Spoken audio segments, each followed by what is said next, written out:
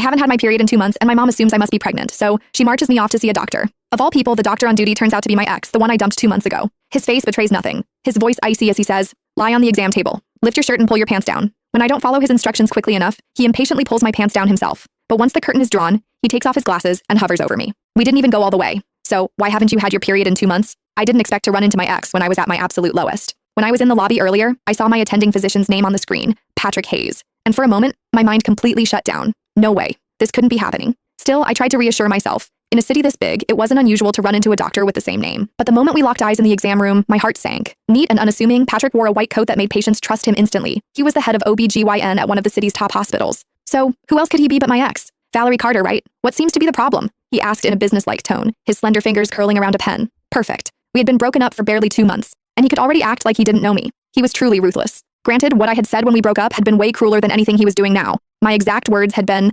"Patrick Hayes, after today, the only way I'd even consider seeing you again is if you were lying in a hospital bed, begging me to." Now, they had come back to haunt me. We were really meeting again in a hospital, but this time I was at his mercy. He was the doctor, and I was just a patient waiting for my fate to be decided. Forget about gracing him with a visit. His schedule was completely booked, and I couldn't even snag a single slot myself. Ultimately, my mom had to fork out double the usual price and go through all kinds of trouble just to get an appointment from a scalper. Just moments ago, I overheard a group of young women leaving the clinic whispering excitedly about how handsome the doctor was. According to them, the social media hype wasn't an exaggeration. They didn't even need a prescription. Just seeing him in person was enough. He was devastatingly handsome, the kind of face that made them feel like they could live decades longer just to admire it. At the time, I was curious to see for myself. Was everyone named Patrick Hayes that good looking? Now that I had seen him, devastating was the right word. But I wasn't referring to his looks. I meant myself. I was usually sharp-tongued. However, the moment I stepped into the exam room, it was like my voice had been stolen. I couldn't say a word. My mom, of course, didn't notice a thing. She had no idea about the tension simmering between Patrick and me. Instead, she started rattling off my symptoms at full volume. "Dr. Hayes, she hasn't had her period in 2 months. Either she's pregnant or something's seriously wrong.